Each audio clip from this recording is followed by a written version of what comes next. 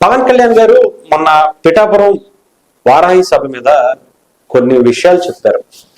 OG cinema అంటే అందరూ OG OG అని అలుస్తుంటే ఓజీ సినిమా చేస్తున్నాను, అది బాగుంటుంది చూడండి అని.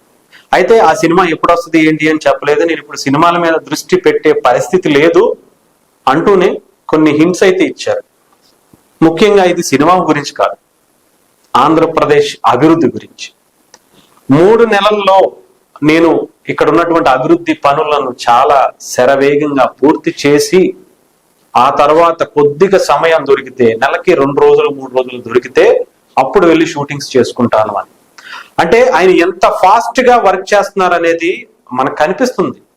ఆల్రెడీ మనం చూస్తున్నాం ఎంత మందిని అధికారులు ఆయన ఉరుకులు పరుగులు పెట్టిస్తున్నారో.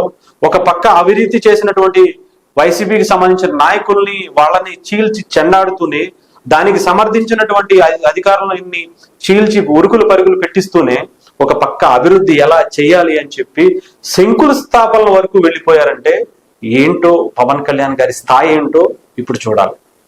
ముఖ్యంగా ఓజీ సినిమా ఎప్పుడు వస్తుంది అని చెప్పి చాలా మంది అనుకుంటున్నారు. ఓజీ వస్తుంది, బాగుంటది అని చెప్పి సినిమా అది, ఎందుకంటే మాట ఇచ్చాను చేస్తాను, కానీ ముందు నాకు అభివృద్ధి చేయాలి, అభివృద్ధి చేసిన తర్వాత లేదని నన్ను తిట్టుకుంటారు అని చెప్పి ఆయన చెప్పినటువంటి విధానం కూడా చాలా మందిని ఆశ్చర్యపరిచింది.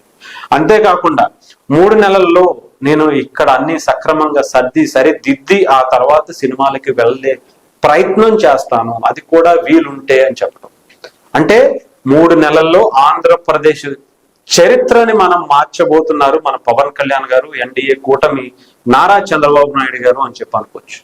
సో ఏదేమైనా సరే ఆంధ్రప్రదేశ్ భవిష్యత్తుకి ఒక మంచి రోజులు వచ్చాయి. ముఖ్యంగా పవన్ కళ్యాణ్ గారు చెప్పినట్టుగా ఆయన చాలా సిన్సియర్గా, నిజాయితీగా, గతంలో ఎన్నడూ లేనటువంటి విధంగా ఆయన ఇంకా ఎక్కువగా వర్క్ చేస్తున్నట్టుగా అయితే తెలుస్తుంది.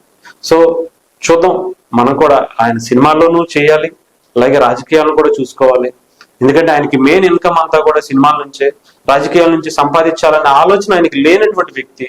సో ఆర్థికంగా ఆయన నిలదొక్కుకోవాలి. ఆయన పార్టీలో అలాంటి వ్యక్తులు, ఆ పార్టీ ద్వారా మరికొంతమంది రావాలి అంటే పవన్ కళ్యాణ్ గారు నిలబడాలి, ఆయన ఆర్థికంగా నిలబడాలి. అది సినిమాల ద్వారానే అవుతుంది. కాబట్టి ఆ సినిమాలను కూడా అప్పుడప్పుడు మనలాంటి అభిమానుల కోసం, చాలా మంది అభిమానుల కోసం ఆయన ఆహ్లాదాన్ని అందిస్తూనే అభివృద్ధిని, నిజాయితీని చూపించాలని చెప్పి మనస్ఫూర్తిగా కోరుకున్నాం.